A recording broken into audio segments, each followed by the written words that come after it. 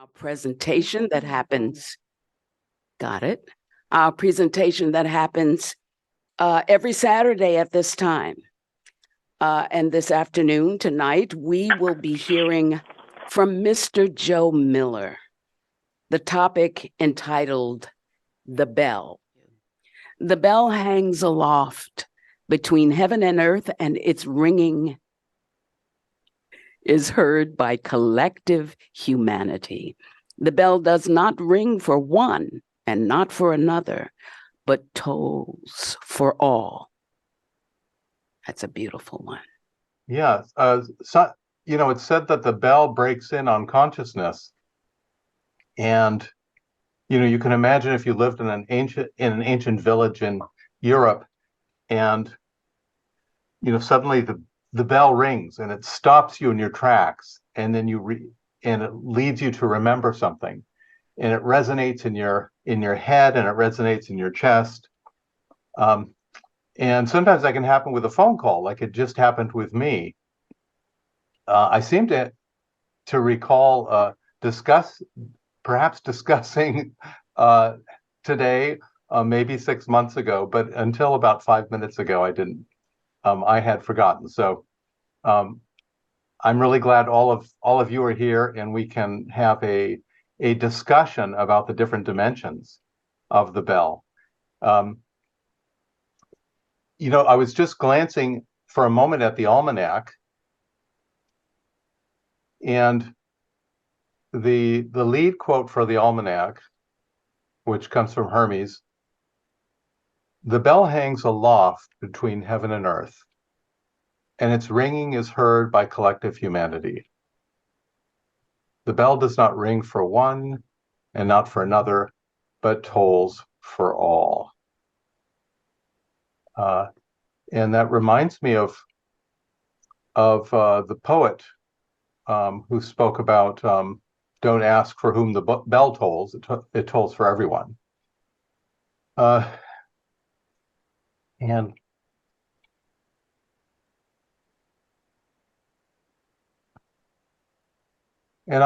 I'm also reminded of that there's that powerful symbol of the bell in Tibetan Buddhism. If you remember, the bell has a vajra, the diamond scepter, as the handle. So you have the bell on the one side, and the vajra scepter on the other. And together they're said to represent wisdom and method. And the bell, the sounding of the bell, reminds us of the sounding of the word, or the sounding of the teaching. And we're told that teaching is inherent to the immortal soul within the human being, that we have all lived many lives, and that we, in our inner depths, we share in a single self, in a alaya vijnana, the storehouse of wisdom. And therefore, the challenge in life is, how do we bring that wisdom, make it alive within the personal mind? How can we be quiet enough to hear that distant bell? You can imagine, you've probably been out at some time, and you hear some distant bell, and at the time you're in discussion with friends or with family, you say, "Quiet, listen."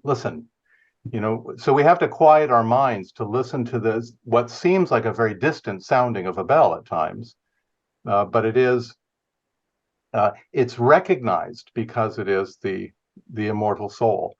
And that's why we recognize when we read, the Voice of the Silence, or the Bhagavad Gita, or the Dhammapada, or we read in the Secret Doctrine, or the Key to Theosophy.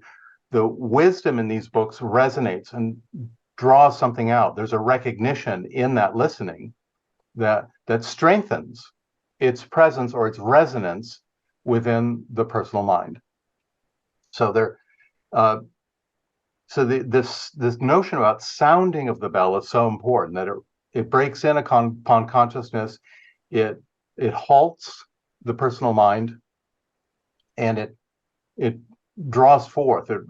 It makes us remember something.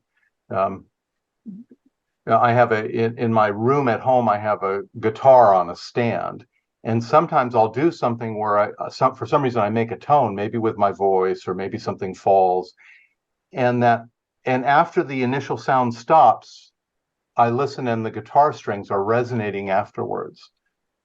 And this kind of represents what happens when we hear the word of the teacher, or the word of the guru, the word of the teaching, that it sets something in motion within us. And then it's up to us to not let that resonance be clouded over by secondary concerns, but to let it ring out and continue.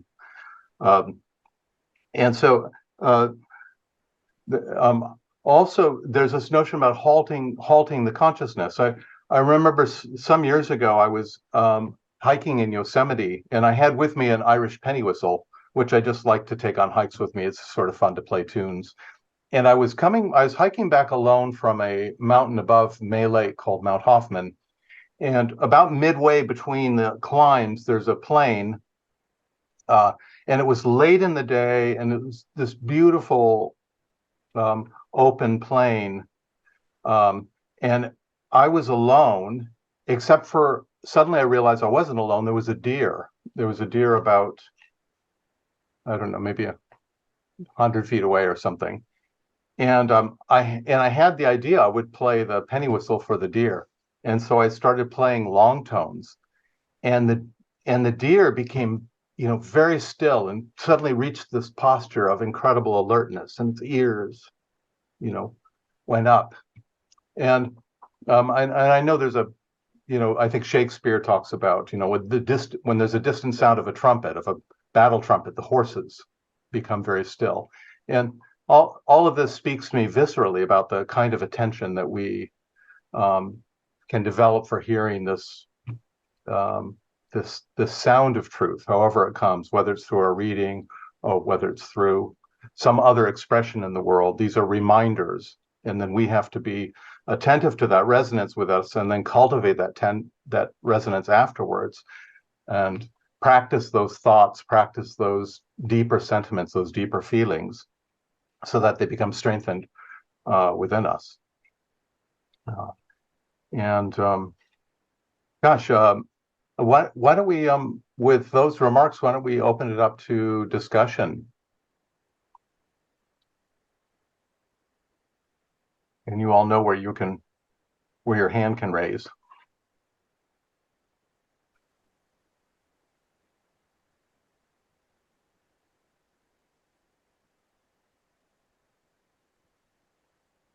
Perhaps somebody here read, I think Hermes had a simple article on the bell. Perhaps somebody read it. Judy, please. Oh, let me Miluka first. Greetings from LA. And I would like to greet you with the sound of the bell.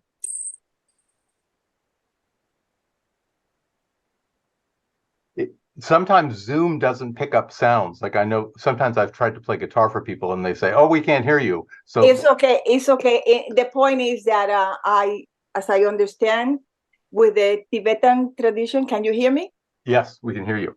With the Tibetan tradition and many other religions, Hindus as well, they say that when they start a meeting or any kind of gathering that is spiritual, they begin with the bell, and they close with the bell, because it was a way to, even when you enter the door, the bell is always in the door, right? But they say it's specifically supposed to clear any energy that is not wanted, purify the atmosphere, and also invite the deities to come and help you. That's a small comment. It certainly does seem to have that feeling intuitively. Yeah. Judy?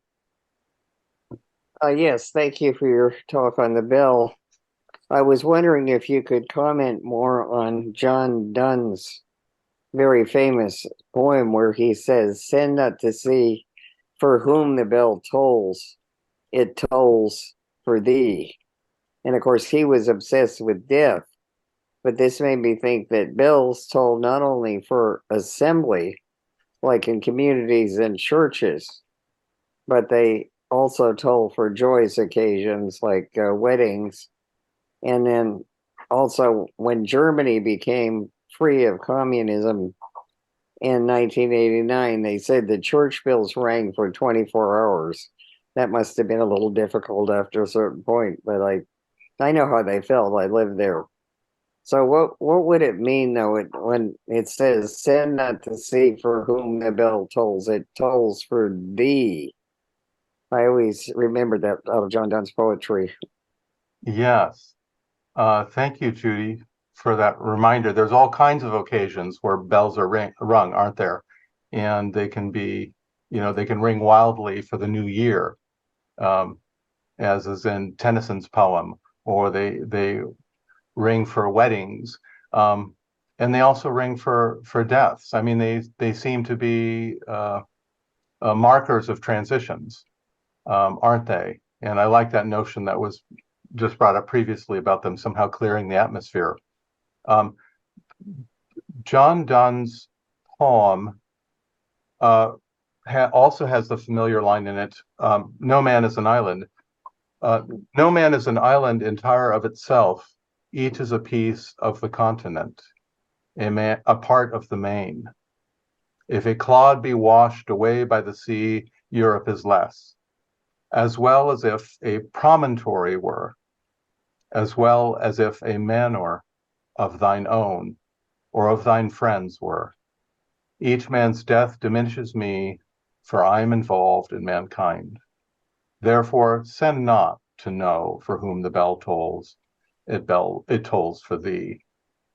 So, what a beautiful sentiment that is, and a wonderful conception of interdependence, and that every person is a part of you, every person is a part of me.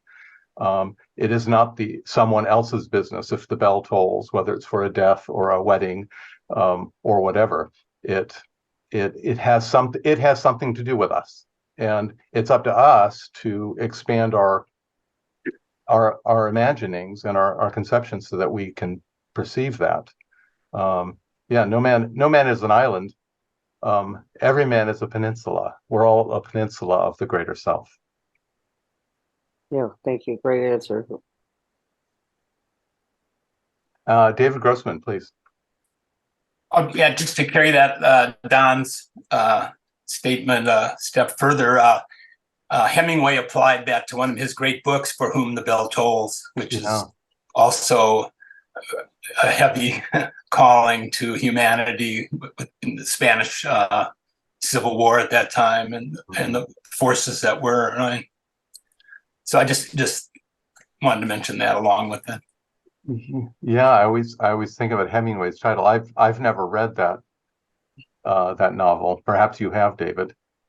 A long time ago, but it certainly deals with two opposing forces, and you sort of had to choose how the bell was tolling for you, which side you were going to be on, the Nazis or the communists at the time. So anyway, yeah, thank you. And any thoughts? You all have access to the almanac page. There's a feast of wisdom in those quotations. Somebody has lovingly put together a whole bunch of quotes about the bell. Perhaps somebody has a comment on one of those. Robert Moore, please. Joe, I wondered if you could comment. You talked about spiritual teacher or spiritual teaching kind of striking us like we're the bell and we've been rung, so to speak. Is that what you meant? That that spiritual voice rings us like a bell? Yeah, I think of course you could look at the metaphor different ways. I think the bell often I think represents the voice of the teacher or the voice of the teaching itself. And then the hearing, we develop the hearing to hear that. But there is, what happens when we hear something? There is a resonance within. If I was to, you probably can't hear, but if a sound is struck, we can hold the memory of that tone in our minds.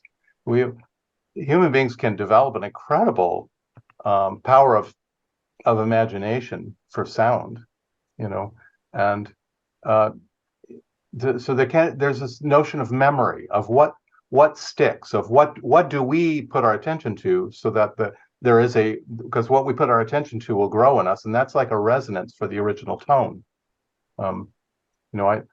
I know a musician who, brilliant pianist, who most of her practicing is not even in front of a keyboard. She studies the scores and hears the scores, and she can completely learn the piece mentally before she ever sits at the keyboard. So, you can develop this quality of sound, but what it represents our ability to not merely retain in form, but in a living vibration. That's the thing. There's the bell, right? There's the whole notion of vibration, which is not something captured and inert in form, but it's a living power, the resonance. So I think you could look at it different ways. I suppose you could do experiments where you have one bell that's of a fundamental or of a main overtone of another bell, and you ring that other bell and then you quickly mute it, and I bet you could hear the second bell continuing to resonate even though you never struck it. Doesn't Krishna say that you should sound the word, the Om, like the tolling of a bell? Oh yeah, that's very good. Yes. I don't know. I forget where that's from. I know it's probably, yeah. It's Krishna to Uddhava. I actually don't know who that is. Obviously there's some dialogue where Uddhava is a disciple of Krishna's, and yes, and he's giving instruction that reminds us very much of the 6th chapter of the Gita about meditation. And then he says, raise in your heart the sounding of the Om, like the tolling of the bell. Yeah.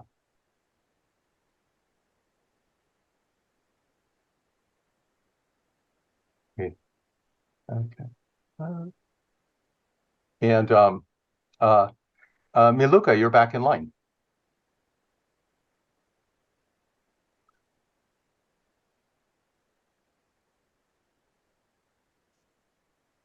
Her hand's down. Now somebody else had their hand up. It was Kelly. Kelly was up. Kelly? Kelly, yes. Yes. Well, my thought was the bell has a sense of like calling us home vibrationally to a center within ourselves. Like you say, at the start of a meeting or any such thing like that. That was just a thought I had. Yeah. Yeah, it's true. It's a heart sound, isn't it? And the heart is the home. The heart is the core or the center. It calls us back to the core. And we haven't even talked about metals yet, but of course, there are wood bells, but usually when we think about bells, we think about metals. And you've got the whole history of people who know about brass and bronze and how to make these bells.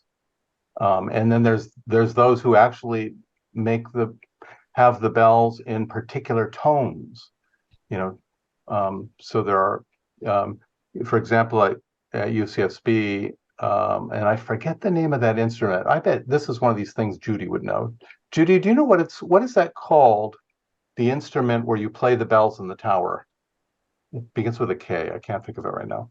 But there's this vast array at UCSB. There's in the tower. There's a vast array of bells. Clarion. What's it called? Clarion. A clarion. Okay. Yeah. I knew it had a consonant start, but yes. And and that's gorgeous and wonderful, and I mean, there's a lot of knowledge that has gone into making one of those instruments. You have to find specialists who have probably handed down that knowledge to very few. Okay. Other comments or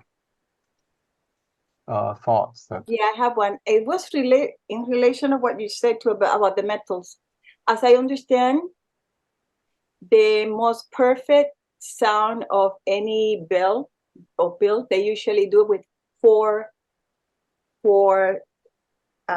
with iron, gold. They blend it all together, the four most important elements of metals. Mm-hmm. And that's supposed to be the most powerful, the most protected. I believe the Vajra is built with that. And the four, is a very important number. And also, I understand that the bells also symbolize the embody of all dualities, bliss and emptiness, compassion and wisdom, and the appearance of reality and truth. Thank you. There's a lot there. Yeah, I'm sure it would be very interesting to look at what alloys are the best for, and for whatever reason, and traditional in these different cultures for making the bells. And that would seem, indeed, if there's like a quaternary of elements, that would be fascinating. And yes, and this notion of wisdom and compassion, I'm sure the readers of The Voice of the Silence, or those of you who are interested in Tibetan Buddhism, or Buddhism in general, that's a very interesting thing, that the bell represents that. I mean, the bell is empty. It only works because of its emptiness. And in Buddhism, we know compassion and wisdom work together, and that wisdom has to do with gaining the insight to see that that if you accept the premise of interdependence, then no particular thing stands on its own. And the ignorant mind that wants to project separation and self-sufficiency onto objects and onto appearances and onto circumstances and onto particular egos, that projective mind is false and empty. And so the Buddhists strive for the insight to see that interdependence means that nothing stands on its own. That self-sufficiency itself is empty. It doesn't really exist. And that wisdom is very, very important, as the Dalai Lama has written for years. Even, when you first hear this, it doesn't hardly make sense, but he says, in order to eradicate the afflictive emotions, you need that insight of emptiness. That behind every reaction of anger or jealousy or whatever other afflictive emotion gets the mind, if you traced it, if you had the insight to trace it, you would see it comes to some form of ignorance in the understanding that somehow separation is true, that things are somehow standing on their own, or you exist on your own, or others exist on their own. And that's why that is so important. And yes, very much, as Miluka says, it's associated with that insight is associated with the shock of the sound of the bell. Shobha Sharma? Yeah, hi. Wonderful ideas that you give us today. Thank you so much. I was just needed to add a little comment about the Uddhava. Uddhava it's a very interesting character in the Puranas, and in a book called the Uddhava Gita. It's very interesting. Uddhava is considered to be not just taught by Krishna, but also a counselor of Krishna. It's very interesting. And so this reference you made to the pranava and the connection with the sound of the sacred word and the bell, it's interesting to see that Uddhava plays the role of both counselor and instructed by Krishna. And there is a legend that says that Uddhava was also Krishna's cousin, and people mistook him to be Krishna. So it's a very interesting interplay of Krishna and Uddhava. But it's also very interesting that you brought in this connection of Krishna talking about the pranava and the sound of a bell. In all Hindu temples that I've been to, there is a bell outside, and everybody who enters the temple clangs the bell before entering. And I think I do like what Miluka talked about, purifying the air of other vibrations. Thank you, Shobha. And does Uddhava show up at all in the Mahabharata? I don't know about that, but all I know, in the Bhagavata Purana, one of the Puranic, there are so many of these books. Yeah. There is no doubt there might even be a story in the Mahabharata with Uddhava. One would never know. One could never put that beyond the Mahabharata. And did you say it's called the Uddhava Purana? Uddhava Gita, Uddhava like the Gita. Bhagavad Gita, because there are so many Gitas. There's the Anu Gita, and so there's the Uddhava Gita, and so it's very interesting to see that this relationship between Uddhava and Krishna. I'd like to read more about it. I know very little, but I just wanted to just put in that little comment. Thank you. That's very helpful. Because I read I've been reading a certain anthology for 40 years, and I've seen that passage all this time, and you've just now rung my bell because I've had the question so many years about who is Uddhava, and I'm sure it must be from that Uddhava Gita. Yes, the man disguised as Jonathan Colbert, but who isn't really. Yes, hello there. This is Ken. I'm here in the lodge with Jonathan and Monica and Ajay. And I wanted to mention about Tibetan bells. So for many years, in New Age shops around town and different places, Los Angeles, et cetera, you can find these Tibetan bells, and people make a big deal about these Tibetan singing bells. So I've had one for quite a long time, and they're made of, in this case, rather than the 4 that Maluka was talking about, they're made of 7 metals, which are symbolic of different planets astrologically. And I think that kind of echoes this idea of interconnectedness. And the metals are gold for the sun, silver for the moon, because it's all silvery near us, Mercury, quicksilver, Mercury for Mercury, the planet, copper for Venus, iron for Mars, and tin for Jupiter, and then lead for Saturn. And supposedly these Tibetan bells, as you can get at maybe a Buddhist shop or something like that, or a New Age store, have these 7 metals in them, the authentic ones.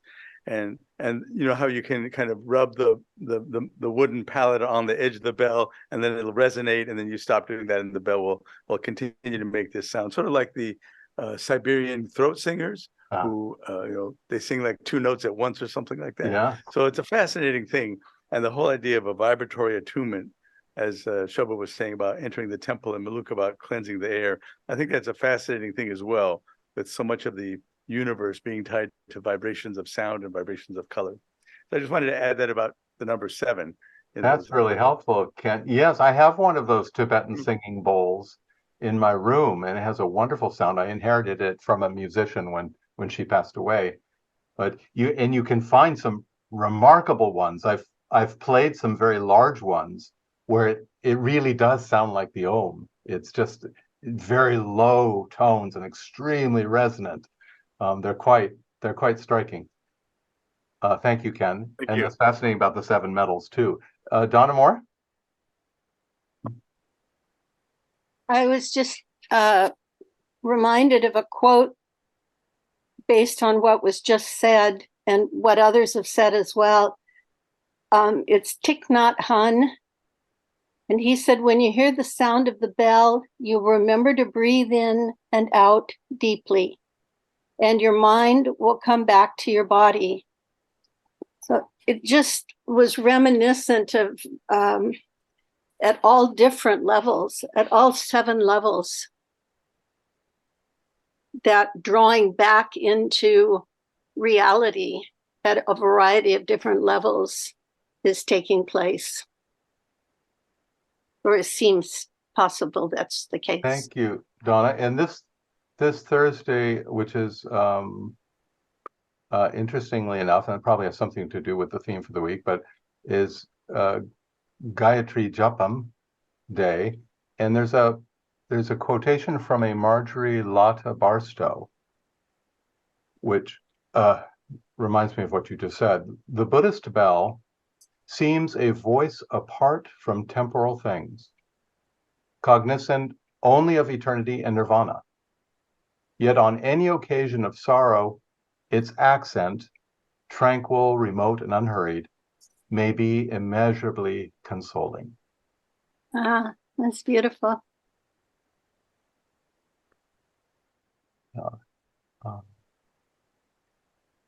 And hi, Jonathan.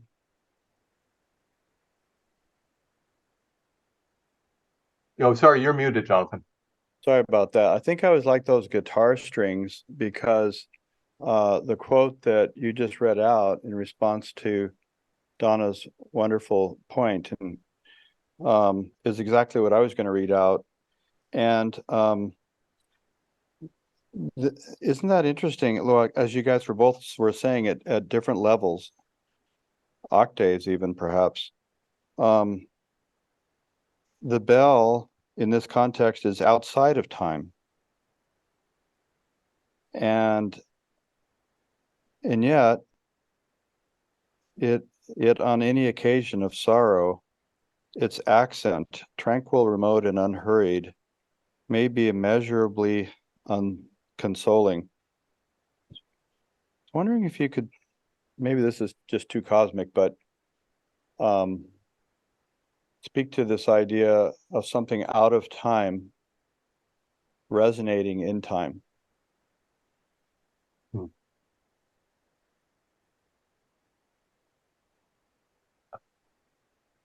No. Or something not limited by time. It's just it's almost I don't want to talk about it because it's the way you've said it, it's so beautiful. But it doesn't that seem to be part of the mystery of the bell that we all know at a soul level? It is above. I mean, it's above and beyond, and it's something unchanging. And it's often erected high in a tower, so it seems to be coming down from the immeasurable vast sky, and it penetrates everywhere, and it's equal dealing. And I love this, even though it's apart, and as this quote from Barstow says, it seems a voice apart from temporal things and cognizant only of eternity and nirvana. That's the bell's cognition. The bell is intent on what is beyond, and yet it has a bearing. It has a relation somehow to the sorrows of others. So it seems to mirror the bell. There seems to be a deep heart intuition here about bodhisattvic wisdom. Yeah, it's interesting that now that you point that out, it's not a voice necessarily apart from temporal things. It seems that way, though. And yet, it has this wonderful effect. Thank you. Yes, thank you. And this quotation for the next day, or yes, we're all going to, whether we're ready or not, we're all going to enter into September. Matsuo Basho, the temple bell stops, but I still hear the sound coming out of the flowers. Well, flowers are often bell-shaped, aren't they? But who amongst us can hear the ringing of the flowers? Now that's a challenge. Miluka, please. I'm sorry, but I just want to make another clarification about the format. All is correct, the seven metal. I got a little bit confused because when a disciple is tested in the path to enlightenment, the masters put them in a room and then it's surrounded. The walls are made of 4 metals because we have the 4 cardinal point, everything applied to the earth, this level. The other 3 is in a higher level. And they say that will help. Nothing else. They have to just concentrate in those walls. And apparently that will help him clear the mind and move on. I don't know all the details, but it's supposed to be very powerful and protective once again. Thank you.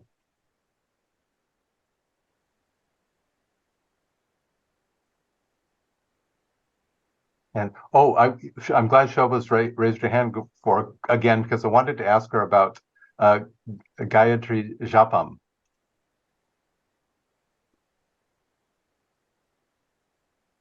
Shobha, you're muted right now. I know very little about the Gayatri. All I know is this, that when the sacred thread ceremony is done for the Dvija, the twice born, because that is what it is, the Brahmanas who go through only the males are given that, the sacred thread. The Gayatri Japam is whispered in the ears of the young adult, young males, and then they are supposed to say it every day. That's the Japam is supposed to be done every day. And talking about Japam, the reason I raised my hand is the Mandukya Upanishad is one of the shortest of all the Upanishads. And it's talking about the sacred word and the pranava. And if one happens to have Eknath Easwaran's rendition of this, the little piece that he translates in English is so potent with sound and meaning and significance that it almost sounds like the ringing of a bell. There is so much sacredness in it. And it is interesting to say that in his commentaries, he talks about the sounds. He talks about the sounds a lot in his, even before the presentation, and in the notes too, he talks a lot about the states of consciousness to which it is correlated. It's a very short, one of the shortest of the Upanishads. And I would urge people to look at his rendition. It's beautifully done. And your presentation talking about the bell I just have to say it resonated within me, the Mandukya Upanishad. So I just wanted to state that. And that's Eknath. Easwaran, yes. Easwaran. That's right, yes. Easwaran. Yes, that's right. It's a beautiful rendition. And I just couldn't but help think about the connection with the resonant sound of a bell, and how many, many, many cultures talk about it. I'm also very curious. There was a movie that came out years ago called The Bell, Book and the Candle. Many, many, many years ago. I'm dating myself. But I don't even know if any of the youngsters have heard about it. But again, a significance of the bell, how very holy and powerful and potent with meaning it is. It is. And its singularity is the bell rings us to a core. But you just, in speaking about Eknath Easwaran's rendition, and that the quality of his language is so remarkable, it reminds me, how we talk about there's resonant language, or how certain poets their use of language, their use of vowel color, their use of consonants and alliteration or rhyme, it just sets off something with us. And when it's united with wisdom, that sound is such an important part of our experience of the expression of that wisdom. And I'm reminded, years ago I read Henry David Thoreau's first book, which isn't Walden. It's a book that he wrote about a river adventure he had with his brother John, who died in his arms of tuberculosis when he was very young. But it's called A Week on the Concord and Merrimack Rivers, and it's when Thoreau was aspiring to be a poet. So it's full of his poetry. The narration constantly breaks off, and then there's these poems he writes. But then he has a very sophisticated discussion about spirituality and world religions and the different Bibles.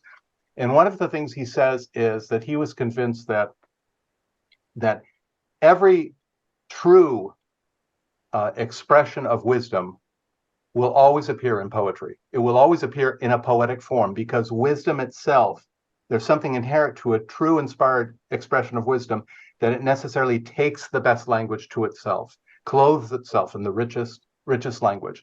And that's why, he was familiar with the Gita, and of course he read ancient Greek, and he knew this quality of language. And and I think those of us who are in love with Walden, every word in that book is precise. It's just amazing. Jonathan? I was looking at this quote for the 29th from Maurice Maeterlinck. I don't know how to say that. Happens to be his birthday on that day, but he says spiritual bonds link age with age, link all humanity in the struggle for ultimate good. And this idea of linkage with other time periods and so forth reminds me, I think I got this from Will Durant, The Story of Philosophy, where he says that when he reads Plato, he feels like he's with him, Yeah. Something like that. I'm sure others have said things like that too. This thing about time between ages is in some ways not really a thing. At least you feel that way, the resonance. And I was wondering if there's anything about the striking of the symbolism of the intonation of the bell, which brings back soul memories, because sounds like there's been bells for lots of lifetimes. And also what some people have said about that, it symbolizes the intonation, what you have said about this, where it symbolizes the intonation of a teacher, so that there might be some connection between one lifetime and another in that way, if you had anything to say about that. How intuitive the editors were in putting this Maeterlinck quotation under this theme. And yes, I mean, when we think about, when we look at the history of very classical or spiritual cultures, and in the way that there are renaissances, is that the plural? Renaissance.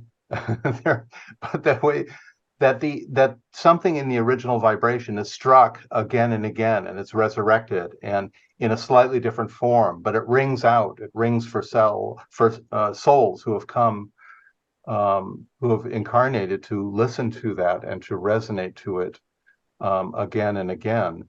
And whether you think about the Pythagorean tone and how it rang in Plato's Academy, and then 1,000 years later with the Neoplatonic philosophers, the Philaletheans that H.P. Blavatsky talks about, who were the first to use the word theosophy. And then you have that Pythagorean vibration rung again and again in Elizabethan times and in the Renaissance, or you look at the history of Christianity, and you see these movements, these often, there's always this other current, this kind of hermetic current, and even in Christianity that blooms again and again, a kind of Gnostic form of Christianity, and it's quite striking that there not all times are equal, not all cultures are equal for resonating to the word, and not all of them resonate in the same way, but the tone is struck in the right time and in the right place and among the right people to cause a fundamental change or shift or renewal in the world. And of course, we think about how remarkable the appearance of H.P. Blavatsky was, and her teachers, and all the people around, because it wasn't just right. I mean, unless there was a lot of resonance around her, we would not be theosophists today ourselves. That was the thing, is there's all these souls who incarnated at that time who needed to hear this, and who she managed to draw around her, and many of them creating centers themselves and others resonating with them.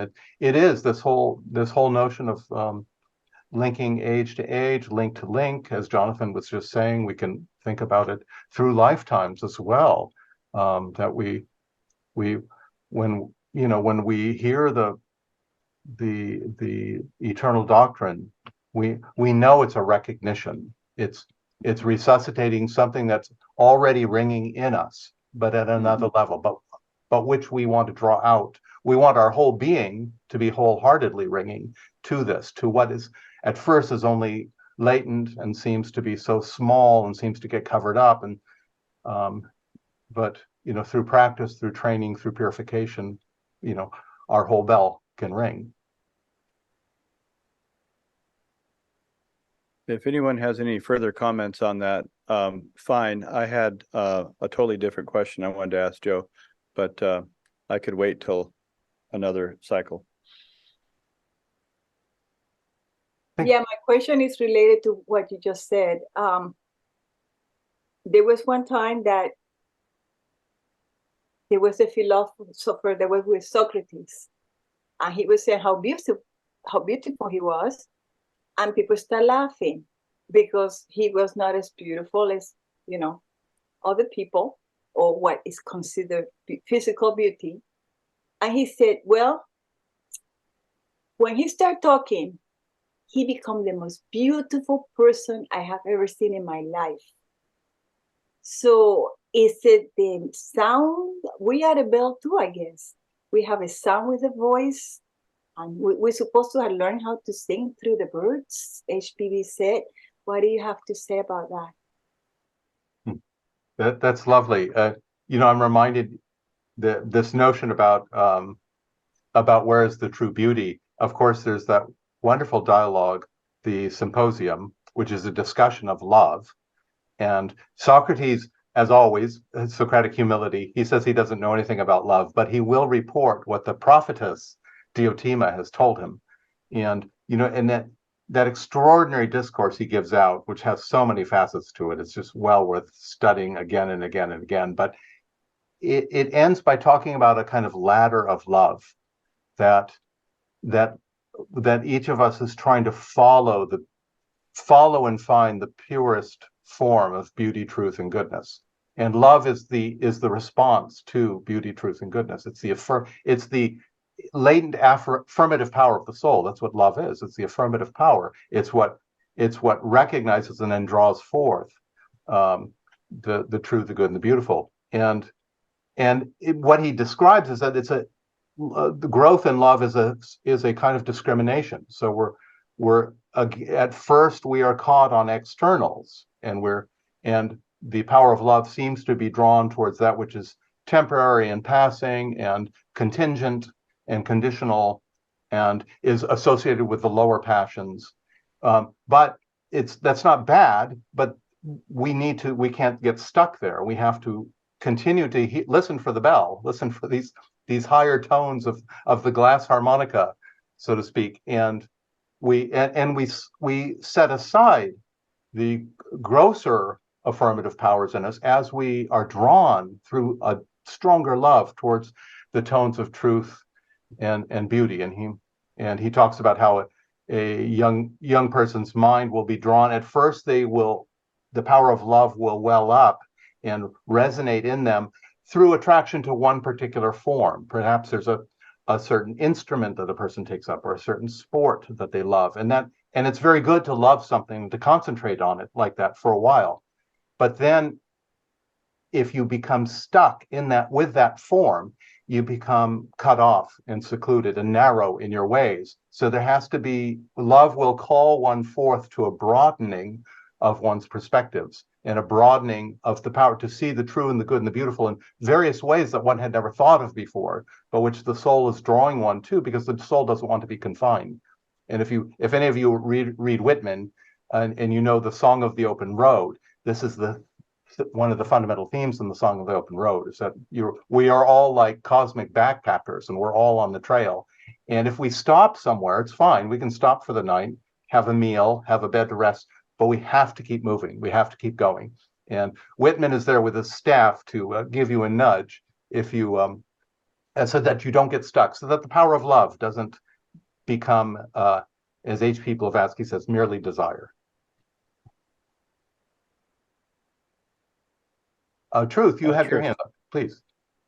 Yes, I was just something that brought to mind when I saw the after reading the Bell article, I was reminded of the title, The Voice of the Silence, and it kind of seemed to me like there's a connection between the title, The Voice of the Silence, and the Bell in the West, because there being somewhat a censorship of the sort of patriarchal culture silencing the feminine voice in a way, and you know, you got a little bit, things you like got a that. little bit muted there. Truth, can you say that last part one more time? Why did why is it I was kind of what between. I was kind of wondering about, you know, Western culture is very visual, and you know, the bell is kind of the one audio part of it. Like I read the there's a BJORK Bjork. She said that spaces are designed to be visually pleasing, but not necessarily to sound good. Like, and so, like in Western culture, the bell is really something that is focused on the sound, and whereas we have hieroglyphics, it's visual, and writing is visual. And, you know, in Buddhism, the first step is to become a listener, a Shavaka. And in Hinduism, you have that which was heard and that which is remembered. So it's very also audio. You know, my professor at UCSB wrote a book about it called Veda and Torah, which talked about that. But I was kind of wondering just the bell as is relating to like the compassion side, sort of the feminine side, and that coming into Western culture, which is very patriarchal. Do you have any comments on that? It's really, I mean, just maybe it's just a byway, but it's interesting to think about that we, I mean, I think there's something to what you're saying about that Western culture is often, especially modern life, is often caught on the visual side of things. I mean, we are an image-driven culture where we're trapped by images, and we contort images, and we are addicted to images. And but truth isn't, you know, images are surfaces. We see things on the surface, and they're conditioned by perspective and perception. A particular perspective of where you're standing with respect to the object of vision, but sound is pervasive. Sound is omnipresent, and it seems that truth comes through the sound. Truth comes through the word. The hearing is what picks up on what is all pervasive, and is not, can't be. Sound cannot be encapsulated in a particular object and then separated by space, which you might remember in Through the Gates of Gold, the master calls space that nightmare of the human imagination. Why is space the nightmare of the human imagination? Because it gives the illusion that objects are somehow separate and distinct and encapsulated. But sound, you know, breaks from that, and I think it. You know, but of course, as we've said, to listen, one has to be quiet. One has to be, and that is, you know, Western is a very assertive culture, a very dominating culture. You know, this Atlantean tendency to self-assertion, domination. That's the opposite of being able to listen. You know, when one can't listen as long as one is spouting and reinforcing one's own relative falsehoods. Jonathan?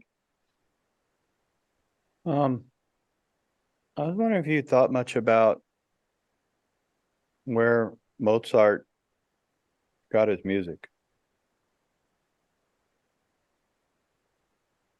No, it's kind of a mystery, isn't it?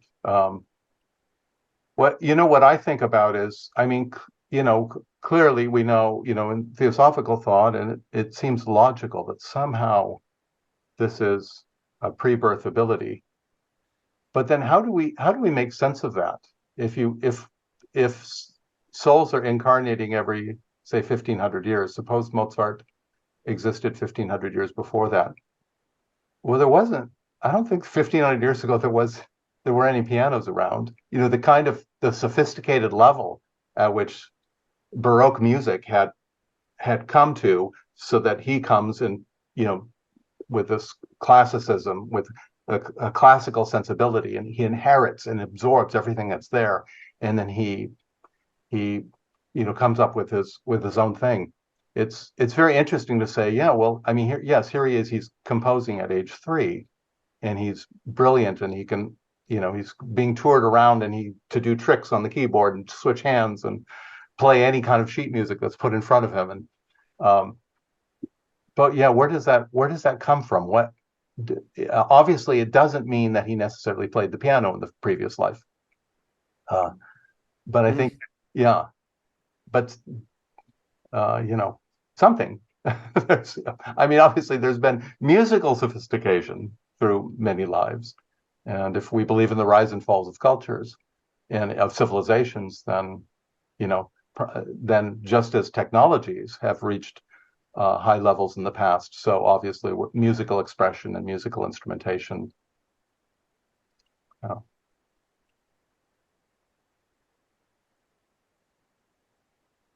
You think that it could have been almost established by higher beings, maybe even centuries before, but somehow, or just by higher beings in any kind of way? Yeah, I mean, if you look at, it's really remarkable to look at the past 400 years of music, 500 years of music in the West, and what all of us are so privileged, you know, to live in a technological time where music reproduction is around us, and we know this affects us neurologically if we have the good sense to use it. But right, that's one of the strange ironies of the modern age, is at no time did the average Joe have so much access to wisdom and you know, high culture in the form of music. And yet how many of us really make use of that consciously and really recognize the privilege of that? You know, because you have Bach arriving on the scene, and I mean, Bach is a mystery. Bach shapes the whole language of music the way Shakespeare shaped the English language. And you know, you look at somebody like Bach and you say, you know, how can you make sense of that if you don't think of the adepts and the Nirmanakayas? That somehow he arrives at just the right time to pull together the materials and to set certain standards and conceptions and ways of notating that then we all inherit. And you know, and the people who were around Bach, you know, how do you make sense of how prolific he was, and that he would, you know, he led a very busy life. He had professional duties, he had a big family, and then in the evenings, they say, he would climb up to his study with his glass of cognac, and this reams and reams of keyboard music would just flow from his pen without any keyboard around him, as if he was taking down dictation, as if this stuff existed. You know, I remember seeing a documentary on Bach where Philip Glass was interviewed, and Philip Glass says that he didn't believe Bach was a composer, not in the sense that we think of a composer as an inventor. He said it's impossible you can't make sense of what he's left. He said he has to be, and Philip Glass says he has to be a rishi, he has to be a seer. He seems to have seen what already existed. And we know Mozart reports similar experiences, that the music would just pop in his head already preformed. You know? I think they were on a different plane of consciousness, obviously. And if you even think about a child, one of the first senses that he developed is the hearing. That's why they say that to the mother, you know, put classical music and play songs, and because the other organ, the eyes and everything else, they form last. And it takes 7 months for the total gestation and the entering of the soul, according to what I read. And another thing is Mozart, not Mozart, Beethoven, he was the same way too. And people thought that he was, crazy. But it's what we understand. They were not here. They were always in a different plane of consciousness, listening to the music of the sphere. They say that the planets sing all the time. They connected with that. And then the other thing is that they say that when we are born, when we do the first breath, the first breath is a sound, it's om sound when the person come out of, and all depends how much of that magic energy or that he take from the planet and all the sounds that would bring with him. And then here we have maybe a Mozart.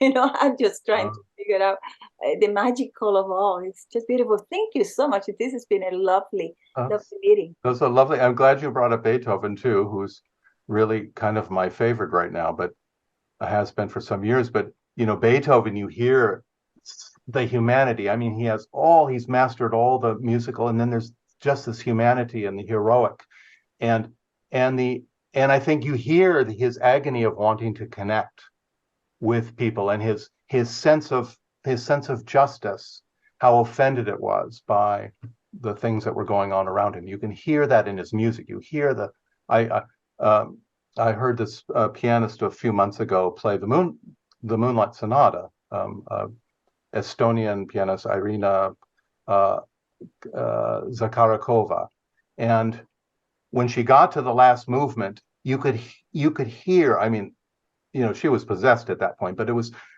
you could hear the ferocity you could hear the moral side of the moral appeal that Beethoven was making, that he was, insistent on truth and almost a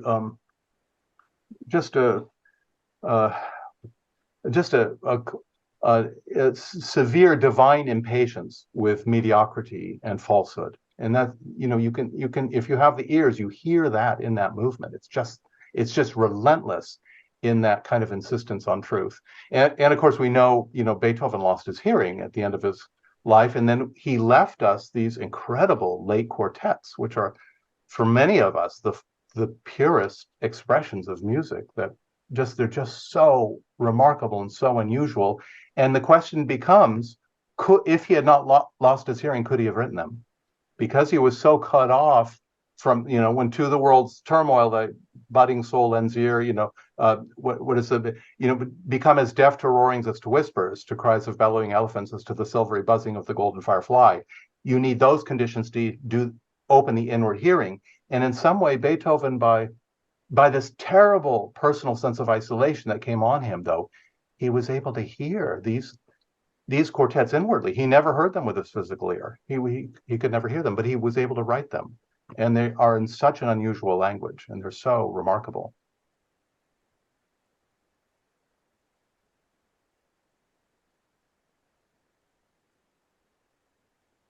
Any other thoughts? Anything simmering before? Do we close at 5:45? Is that the usual deal here, Truth? Yeah, and if anybody doesn't have anything more, I just wanted to apologize, Joe, that I didn't start texting you and this and that, like I usually do. But only you could have pulled this off. I mean, that was just, I knew when you started talking that something was going to just beautifully start happening, and it did. So I'm really, really grateful. So it could be a new. We're starting a new form, to avoid the problems of over preparation, the staleness of over preparation. Don't tell the speaker. Yeah. There's a lottery, and any of our names might get pulled 5 minutes before the meeting. I tell you, it rung my bell when I got that call.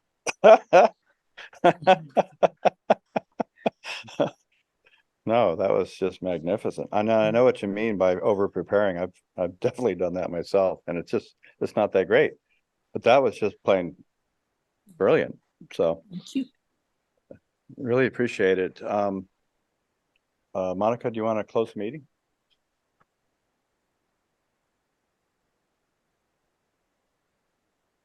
Okay, then. Thank you so much, Joe Miller. This was magnificent. However it came together, it was glorious. So just a reminder for next week, Dr.